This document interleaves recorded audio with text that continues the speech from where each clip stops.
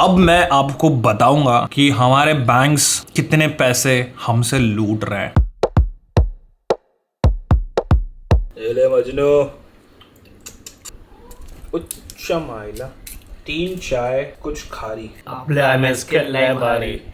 लो फिर cheers। Chess chess with खारी।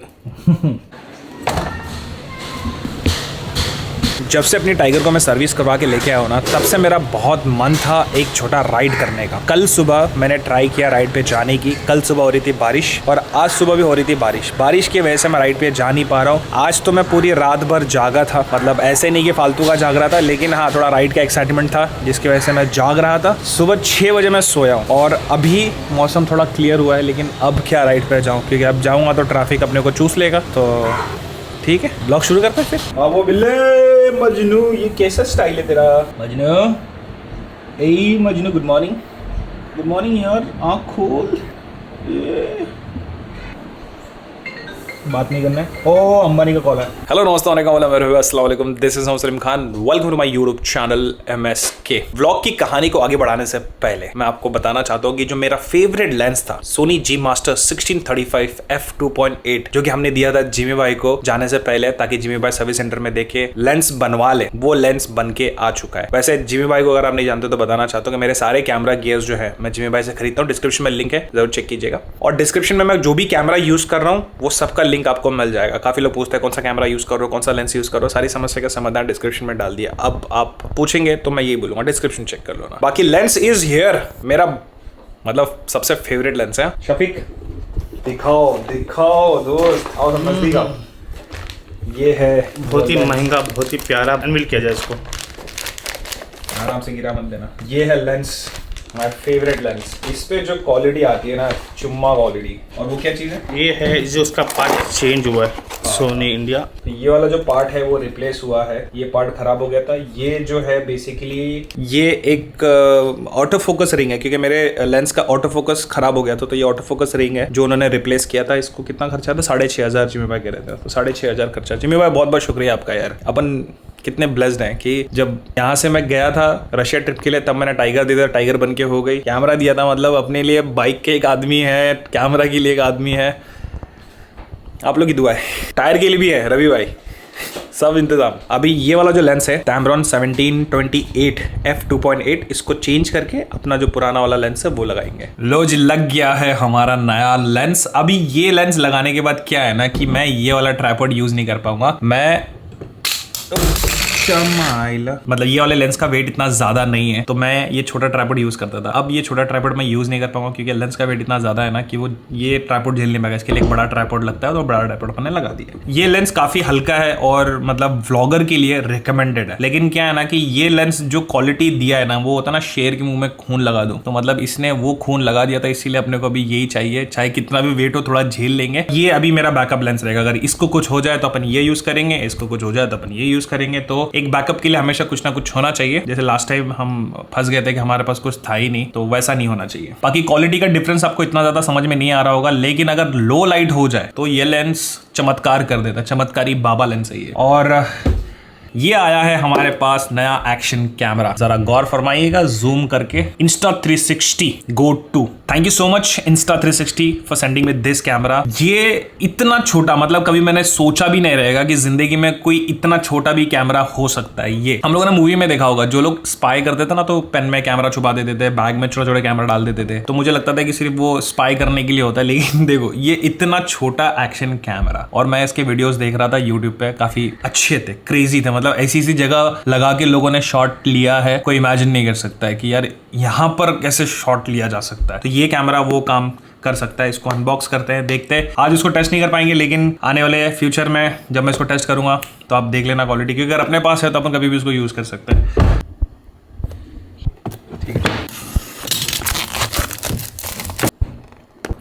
निकल।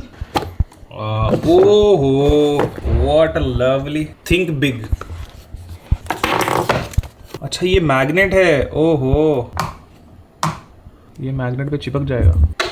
ओ भाई साहब, शॉर्ट है। अगर मुझे समझ लो यहाँ ये एंगल लेना है, चिपक गया। और कहाँ चिपका सकता हूँ इसको मैं? यहाँ पर। ओ बेटा जी, अरे ओ बाबू जी, ये तो मेरे को पता ही नहीं था इसमें मैग्नेट होता है। इसके साथ हमें क्या है ये क्या है? ओके, तो ये एक मिलता है। ये क्या चीज़? ये तो मैग्नेट अपने को पता है कि शॉर्ट वॉट लेने के लिए कुछ होगा। इसको समझते हैं, इसको एज अ लॉकेट पहन सकते ब्रो। ओ ऐसे, ओ समझते हैं ऐसे लॉकेट। किसी को खबर भी नहीं होगा, लोग बोलेंगे ये तो लॉकेट है और हम यहाँ पे शूट कर रहे हैं। तो बढ़िया है यार, ये तो पब्लिक बोलेगी व्हाट इज। अरे हाँ देखना, गर्दन पे ही रखा है इसने, मतलब लॉकेट की तरह ही यूज किया है। बहुत हार्ड भाई, इसको यूज करेंगे जिंदगी में। फ्लाइट में जाएंगे हम तो अगर शूट करना है ऐसे लगा के चल रहे हैं और वो शूट हो गया, किसी को खबर भी नहीं हुई कि ये क्या हो रहा है, ये क्या हो रहा है भैया, ये क्या हो रहा है। इसको चार्ज करने के लिए शायद ये है,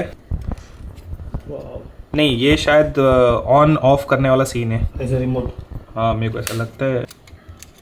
ओ यहाँ रखना होगा शायद, यहाँ रख के चार्ज करना होगा क्या? नहीं रे रुको, इसके बारे में समझते हैं यार। ये जो अजूबा है ना, ये अजूबा पहली बार हमारे हाथ में आया तो हमें समझ में नहीं आ रहा कि करना क्या है, तो थोड़ा समझेंगे हमें। हाँ मतलब हमें जज मत करना ये सब चीज़ों को देख के प्लीज। समझते हैं। इसके साथ एक चार्जिंग केबल है। ये क्या है? केस सब समझते हैं ये सब समझते हैं। रुको अभी बुकलेट में पढ़ के सब समझते हैं। उसके बाद में शायद ये भी एक कोई अडाप्टर ही, नहीं चार्जिंग का नहीं है रे, ये तो केस है इसका। ये केस है और शायद जैसे मतलब कहीं पे स्टैंड समथिंग कुछ। समझते हैं भाई, ये तो बहुत गजब चीज़ है यार, ये तो बहुत इंटरेस्टिंग चीज़ है। ये है छोटा पैकेट बड़ा धमाका, मतलब इसके कारनामे तो देखोगे आप ब्लॉग में अभी आगे। अब मैं आपको बताऊंगा कि हमारे बैंक्स कितने पैसे हमसे लूट रहे हैं। रशिया में जितने भी खर्चे हमने किए थे डेबिट कार्ड से, और डेबिट कार्ड से जो चार्जेस लग रहे थे तो हमको ऐसे अंदाजा था कि इतना % लग रहा है, इतना % लग रहा है। और फिर जब मैंने पूनम का कार्ड यूज किया तो थोड़े कम पैसे लग रहे थे। जो पैसे मुझे खर्च करने थे मैं पूनम के अकाउंट में ट्रांसफर करता था, फिर पूनम के डेबिट कार्ड से वहां पर स्वाइप करते थे या ATM से निकालते थे, तो उस वक्त वहां पर कम चार्जेस थे। लेकिन जब इंडिया में आए और जब हम कैलकुलेशन कर रहे थे, बजट देख रहे थे कि कितना हमने खर्चा किया, कौन सी जगह पे कितना पैसा गया, स्टेटमेंट निकाल के चेक करते वक्त मैंने देखा कि अलग से पैसे भी कटे हैं। मेरे अकाउंट में जो पैसा कटना था जब स्वाइप किया तभी कट गया, मेरा एक्सिस बैंक है। और पूनम के अकाउंट, पूनम मतलब HDFC इंडिया का one of the best bank है, और उस बैंक में मतलब ये लोग, हमको लगा कि चार्जेस कम है, हम तो खुश थे, लेकिन उस टाइम पे भी कट रहे थे। जैसे 7,500 हमें निकालना था तो उसके अकाउंट में कट रहे थे 7,600 या 700, मतलब 200 रुपये कुछ एक्स्ट्रा कट रहा था। तो हमने बोला यार 200 रुपये तो चलता बनता है बैंक का इतना तो। और ये जो इतना मेरे को बेकार सिस्टम लगा ना कि पता ही नहीं चल पा रहा है स्टेटमेंट को देख के कि जो टैक्स कटा है वो कौन से ट्रांजेक्शन का कटा है। तो साइलेंट क्यों नहीं रखता है यार? मैं अपना फ़ोन साइलेंट पे रखता हूँ, देख ये देख साइलेंट पे। मेरे को भी कॉल आ गया। हाँ मैं अभी लेट उठाऊँ तो खाना भी लेट होगा ना। 13 अगस्त में हमने स्वाइप करना शुरू किया था। 13 अगस्त के बाद से लेकर 19 अगस्त तक, 13 अगस्त से लेकर 19 अगस्त तक कोई भी इन्होंने टैक्स काटा नहीं है। तो समझ नहीं आ रहा है कि ये जो पैसा उन्होंने काटा है कौन से ट्रांजैक्शन का काटा है। कुछ MIR नंबर दिया हुआ है, लेकिन हमारे जो ट्रांजैक्शन है उसमें MIR नंबर नहीं है। लेकिन अगर इनको फोन करेंगे तो वो बता देंगे कि ये ट्रांजैक्शन का कटा है। तो उतना फोन करने का उतना टाइम है कि अपने पास। अब जो कटा है वो ऐसा लिखा है 147 टैक्स समथिंग, कुछ ऐसा। 147 कौन सा? ये 147 टैक्स कटा, फिर एक टैक्स कटा 314 रुपए का, फिर एक टैक्स कट रहा है। ये 147 प्लस GST होता है। हाँ मैं समझ रहा हूँ, GST समझ गया मैं, GST सब जगह लागू हो चुका है। तो बाथरूम में भी जाएगा तो GST लगा के जाना पड़ेगा तेरे को। फिर 113, फिर 263, फिर 100, 147। उसके बाद जो इन्होंने ऐसे टैक्स वाली लिस्ट दी है ना, वो टैक्स वाली लिस्ट को काउंट करेंगे तो कम से कम 2-3 हज़ार रुपए हो रहे हैं। एक्सिस बैंक का मुझे लगता है कि रेट थोड़ा ज्यादा है बट ट्रांसपेरेंट है, क्योंकि उसी टाइम कट जाता है, बाद में नहीं कटता है। HDFC बैंक का उस वक्त तो बहुत आज देता है, फिर बाद में घास भी दे देता है। हिडन चार्जेस कह सकते हैं, टैक्स वैक्स लगाते हैं। ठीक है, तो अभी ये जो चार्जेस थे क्या थे, मैंने पूरी रात भर इसके ऊपर रिसर्च किया, क्योंकि और भी जगह अगर मैं जाऊंगा इंटरनेशनल ट्रिप के लिए तो ये दोबारा मेरे साथ नहीं होना चाहिए। ये जो हमने स्वाइप किया या फिर ATM से पैसे निकाला, इसमें बैंक कैसे चार्ज करते हैं उसका मैंने पता लगाया। क्योंकि जब पैसे जाते हैं ना तो थोड़ा रिसर्च करना पड़ता है कि भाई क्यों गए, क्योंकि मेहनत के पैसे होते हैं। एक इन लोग मार्कअप फी लेते हैं जिसको क्रॉस करेंसी एक्सचेंज कहते हैं। 3.5% HDFC बैंक का है, और एक्सिस बैंक का कितना है ये अभी तक मेरे को पता नहीं चला। इनका वो जो क्लिक करने के बाद जो पेज आता है वो पेज ही नहीं दिख रहा है। मेरे को ऐसा लगता था कि लाइक HDFC सबसे अच्छा बैंक है, उनकी सर्विस एकदम प्रॉपर होगी।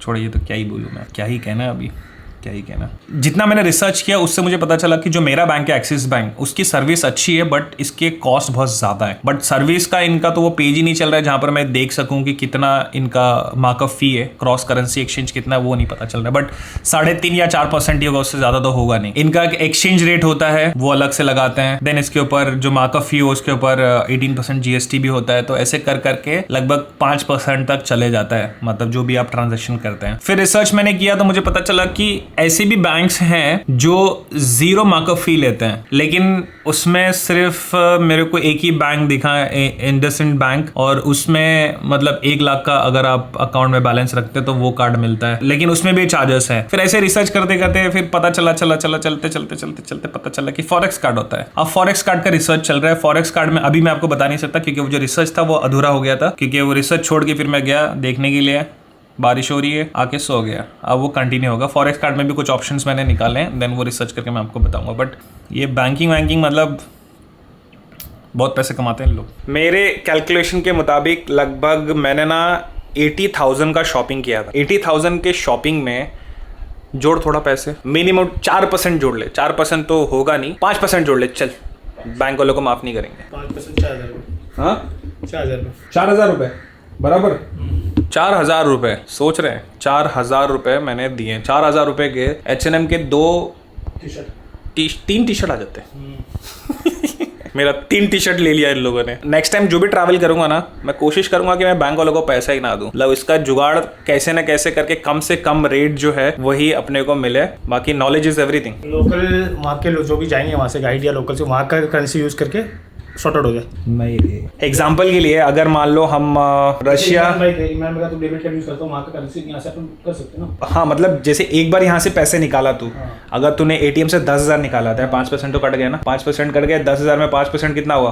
500 रुपए। वो 500 रुपए तो कट गए तेरे। अब तू वहां पर ट्रांसफर करेगा पैसे और वहां के डेबिट कार्ड से यूज करेगा तो वो नहीं कटेगा, लेकिन पहले तो कट गया ना तेरा 500 रुपए। वही तो मेरा मेन मुद्दा था। हम यहाँ से ऑनलाइन ट्रांसफर कर देंगे पहले से, हाँ, तो उसमें भी कटेंगे।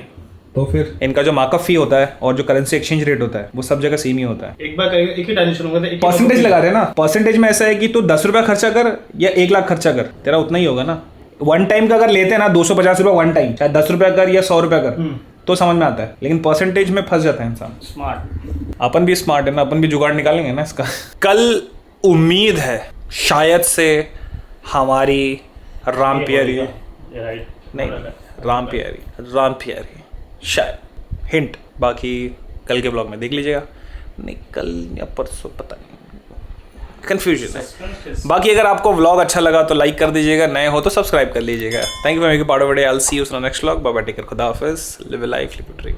बूम। सस्पेंस।